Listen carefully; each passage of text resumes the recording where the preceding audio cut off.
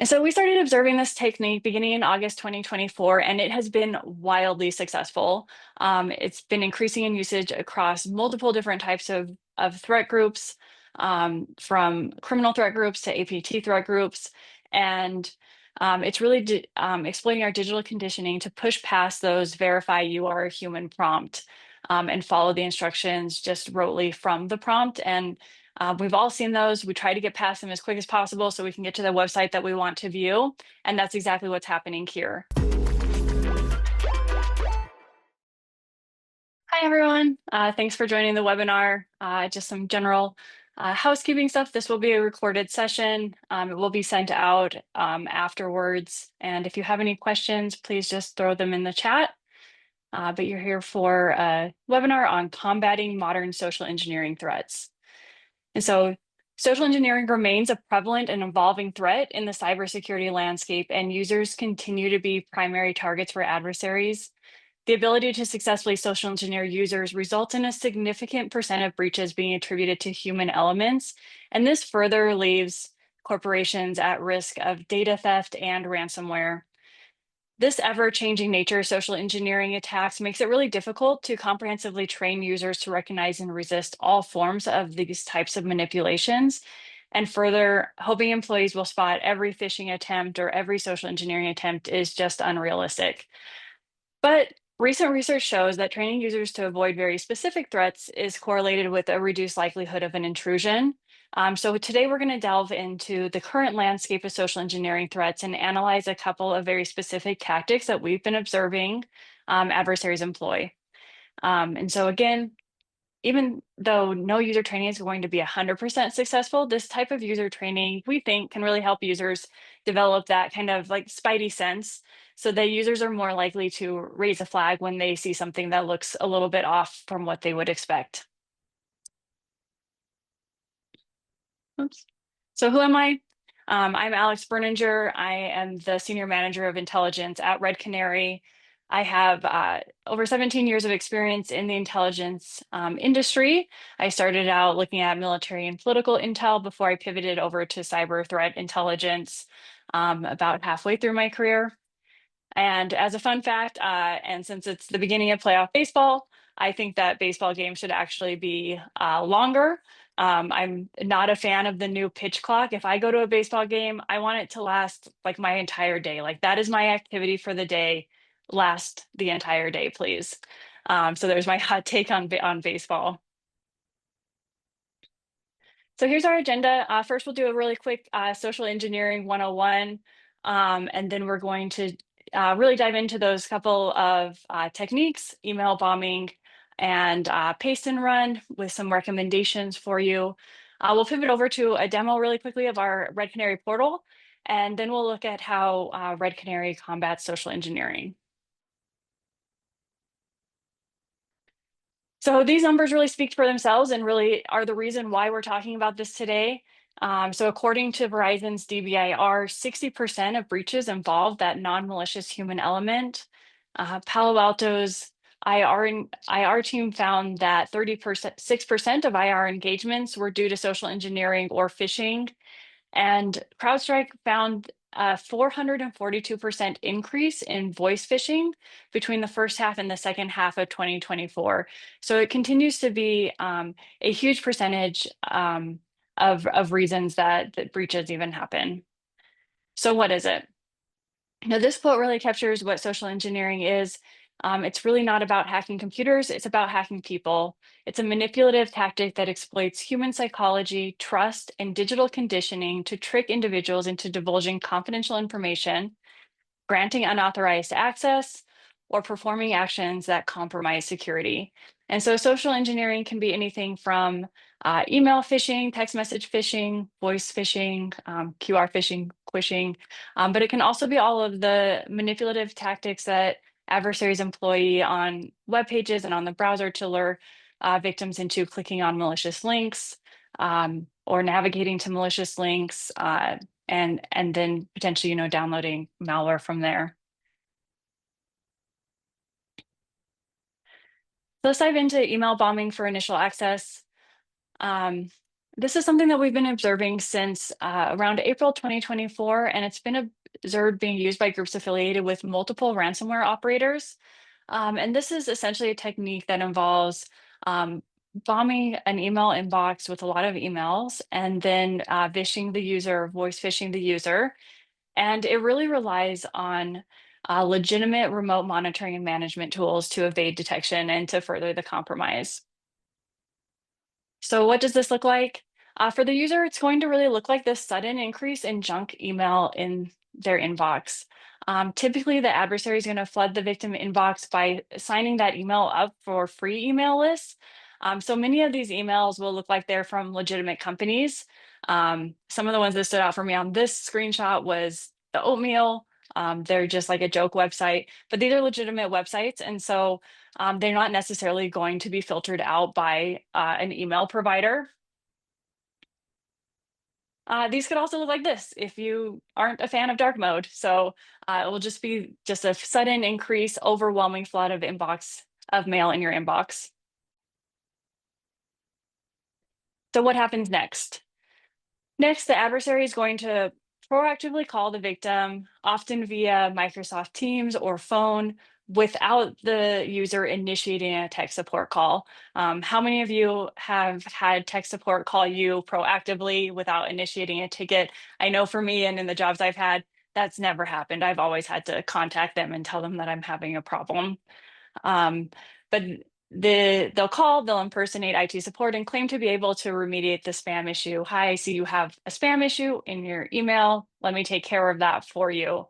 They might also start a chat with names, kind of like what you see here on the slide. So they look, a little bit legitimate, and a user might fall for those.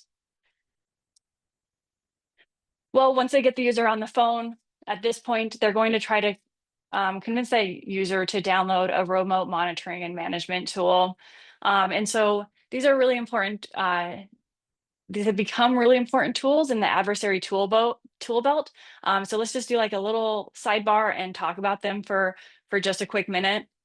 So what are RMM tools? These remote monitoring and management tools essentially just enable remote users to access and administer devices with ease. So they provide functionalities like interactive shell commands, remote desktop viewing, screen capture, and privileged access. But the biggest thing is that these are legitimate tools being used for legitimate purposes. And so who's using them? They're being used by internal IT operations daily. They're using RMM tools for things like applying updates, managing assets, deploying software, things like that. And I always recommend that every organization should have a really small list of RMM tools that are approved to be used internally. Of course, even if you have that small list, it can be really thrown off because these are also being used by third-party software vendors who will often come with their own RMM or their own preferred RMM. They're using them in the same way, tech support, applying updates, troubleshooting, things like that.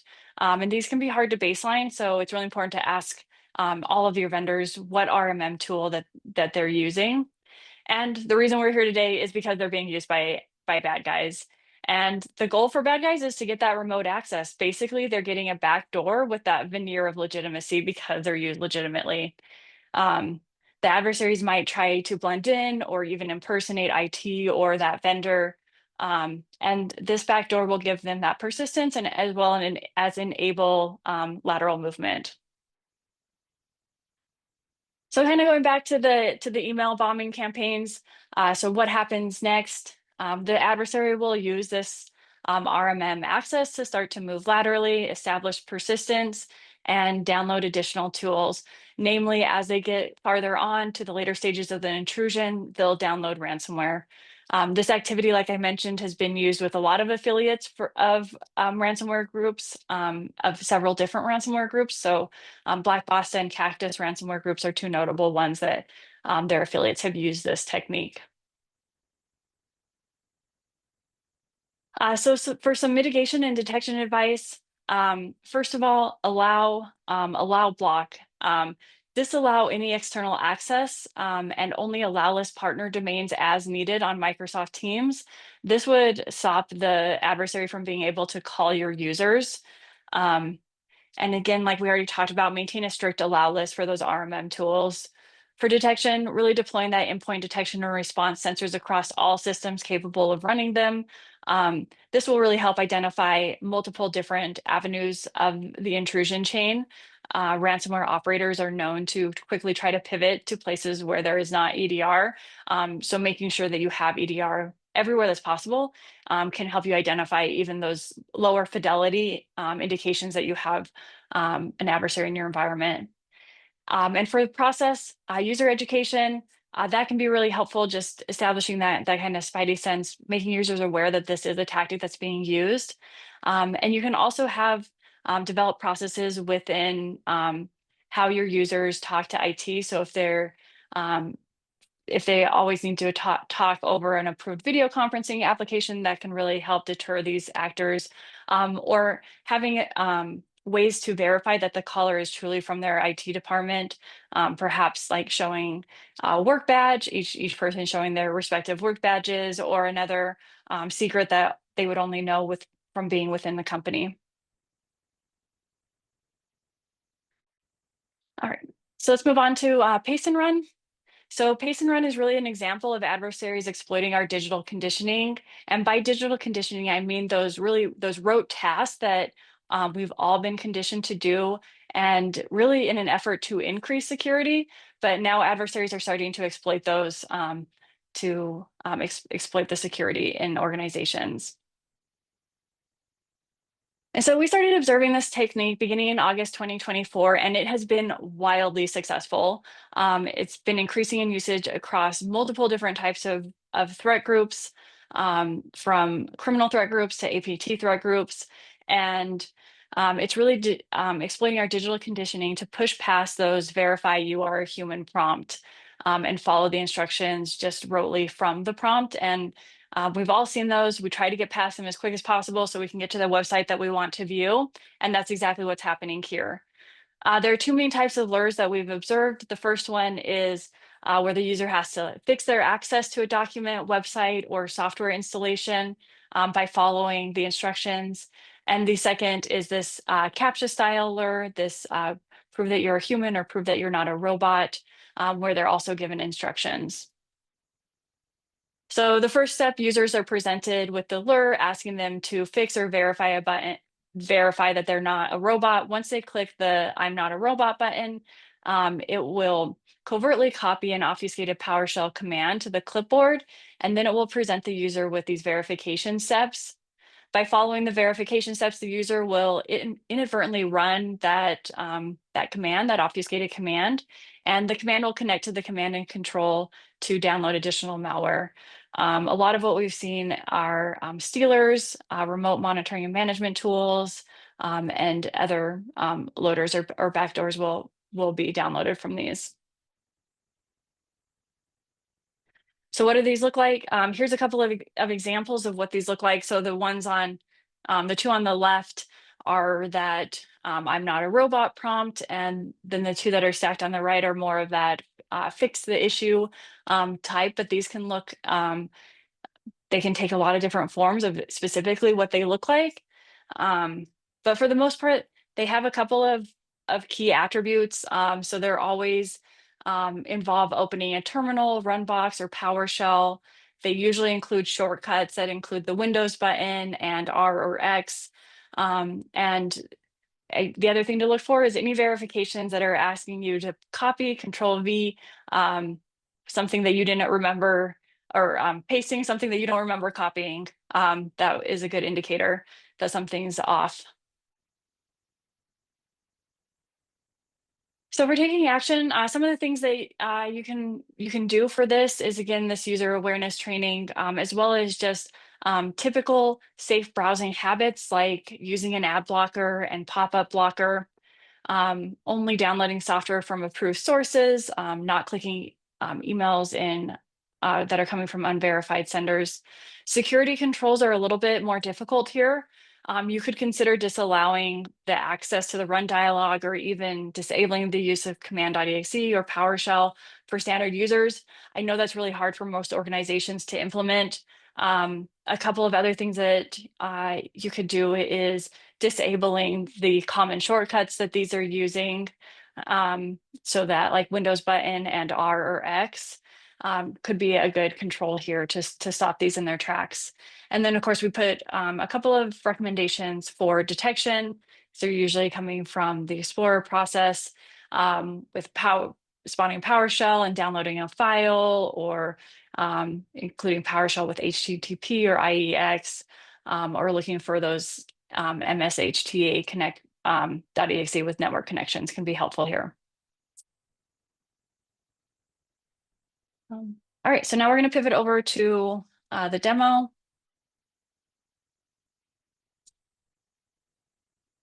Alrighty. So now we're in the Red Canary portal.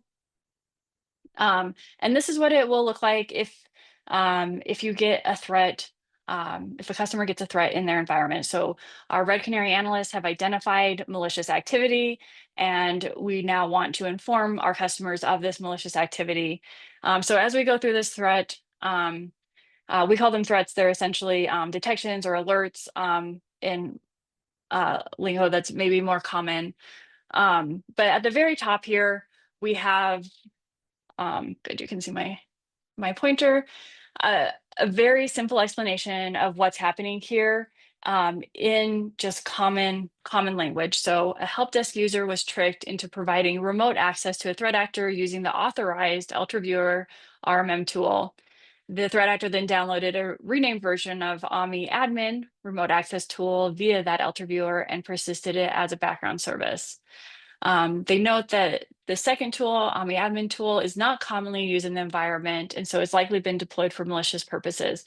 So a couple of things that would really throw up the red flag for our detection engineering team is, even though the UltraViewer, that might not throw up any flags because it's something that this customer is using commonly within their environment. But what's not common is for it to quickly download another RMM or remote access tool right after it gets downloaded onto this endpoint.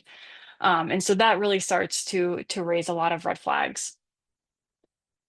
And so as we go down, it will show where the affected endpoint is, the related identity. This can really help with remediation once the customer starts looking at it. We have a couple of drop downs here. As an Intel person, I like this threat analytics one because it ties what we observed in this threat to MITRE attack techniques. If this is something that our customer is also looking at of MITRE attack techniques, this can be really helpful. Maybe it's not something they're looking at right when they're trying to remediate this, but something that could be helpful after the fact. It will also give any contributing intelligence that we might have for this threat and what allowed us to identify this as malicious. The related threats and events tab will give any related threats that are within this intrusion chain or events. Generally, it takes a lot of events that make up one threat. So we're putting that all into a comprehensive timeline within this one page. So yeah, as we go down the threat timeline, one thing that we like to think about, we call it the Cotton Eye Joe process, but where did you come from? Where did you go? So once the detectors fire, we'd look at what happened before that, what happened after that. And so for here, we can see that the threat occurred down here, but we looked up a little farther to see this UltraViewer. Again, not raising red flags particularly here because this is frequently used in this environment. But as we go down farther, here's where we start to see this AMI admin tool being downloaded. This is where a lot of red flags are coming up. We note this has never been executed in the environment during the last 90 days, so we know it's uncommon. These comments by Red Canary analysts can be really, really helpful to just give that common language, just here's what's going on.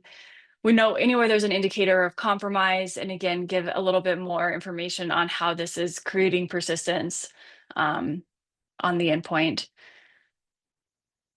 For some customers, they have active remediation that essentially allows us to take actions on their behalf to mitigate the threat in their environment. And whenever that happens, our active remediation team will write a big write-up of exactly what happened, and then what we did, and any additional recommendations that we would have for the customer.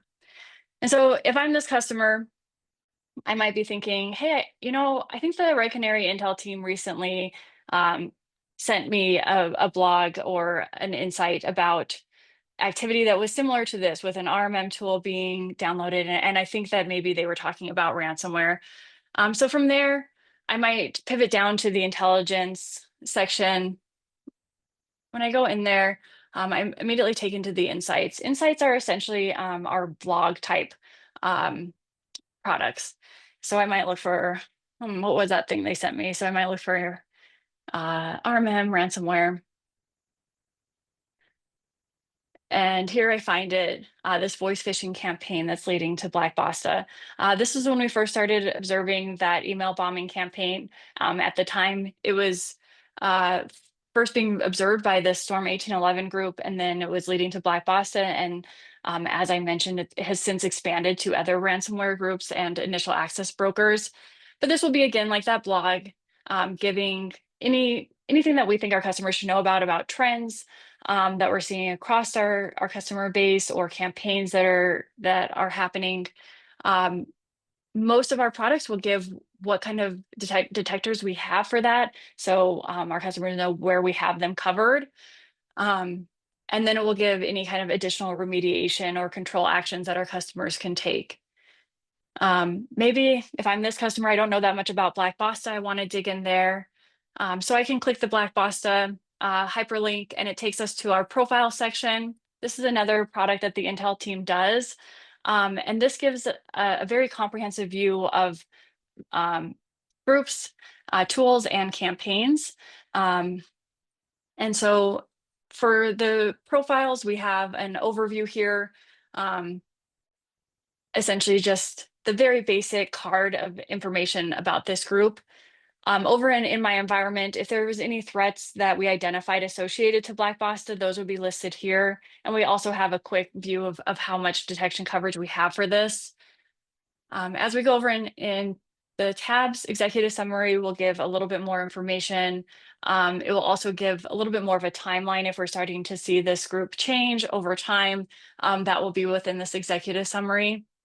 And these tactical notes, these serve two purposes. They help our detection engineering team really identify how this set of behaviors really matches to this group. But it can also be helpful for our customers to really identify what are those fingerprints that we distinctly tie to this specific group or tool. Just like our threats, we map everything to MITRE ATT&CK. And so here we have the tactics on the left, and you can dig into the techniques, which will give observables and techniques for all of the behaviors that we're observing for that threat group. And of course, again, we'll know where our coverage is, and then provide any kind of references, that reference material or open source material that we've been using. The other thing I might do, if I'm this customer and I just went through that PowerPoint that I talked to you all about social engineering, I might wonder, what else does Red Canary have? How else are they covering me? So I might go to this threat hunt section here and maybe type in like social engineering. What threat hunts are happening for social engineering techniques? And four come up. Threat hunts are basically when our threat hunt team is looking across all of our customer environments and really digging in for looking kind of retroactively, but also anything that's currently happening for things that we might not have a detector created yet. Maybe it's in tuning, or maybe it's something that's really hard to create a behavioral detection for. So in this case, I'm going to go to file fix. This is the next generation of that the paste and run type of threats. And so this one is using slightly different shortcuts here, slightly different tactics. All of these hunts will follow the same format. They'll have a summary, again, mapping to MITRE. And then they'll include the hunt strategy. What did the hunt team search for? And then what were their observations? If this did happen to be in this demo environment, it would show that right here in resulting threats. And our threat hunt team are experts in understanding security controls and giving advice. And so they'll give a lot of recommendations of what kind of training can be out there, what customers can do beyond EDR to help mitigate these type of threats. All right. And with that, I'll just pivot back over to PowerPoint really quickly just to wrap us up. And so just to summarize what we talked about in the demo, how Red Canary combats social engineering. So there's a couple of key things that we do. First, herd immunity, which means that we have herd visibility. So we're continuously developing detection analytics, and these are informed by threats that we are actively observing and anticipating across our customer environment. So when we see something in one customer environment, that can inform detection analytics that protect all of our customers. So we just have this really broad visibility. We also have Intel-led security operations. The Intel team is consistently doing in-depth research that allows us to sift through all of the noise and discern malicious behavior throughout the intrusion chain. And so this really provides that defense in depth. So we're observing multiple different activities as the adversary continues with their intrusion. And then, of course, the last one, proactive threat hunts. So our hunt team is looking for any new and novel threats prior to a detector being created, or in those cases where behavioral detection might be a little bit more difficult.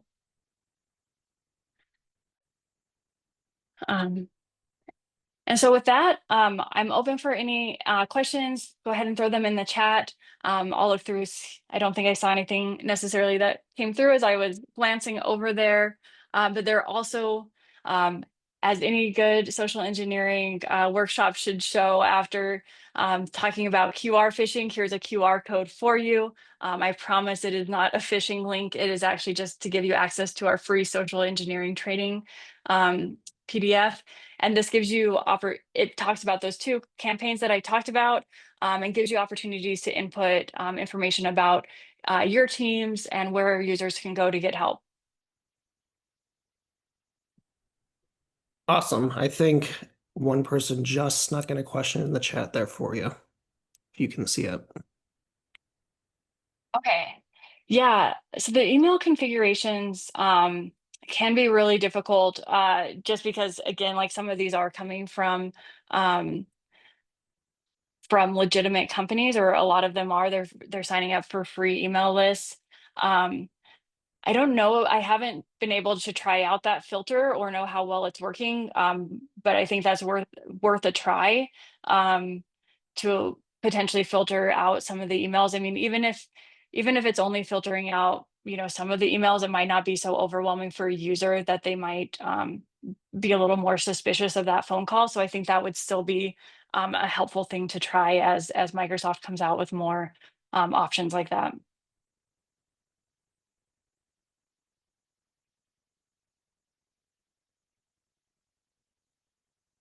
Cool. Any other questions out there before we wrap up? Did see one person asked if we're going to share the slides. We don't typically share the slides, but we are more than happy to share the recording in which you can have access to the slides visually. So again, we'll send the recording out within 2 to 3, 1 to 2 business days, usually. Cool. No additional questions. Well, thank you, Alex. Super awesome. Great demo. And thank you everyone for joining. Have a great rest of your day. Thank you, Ella.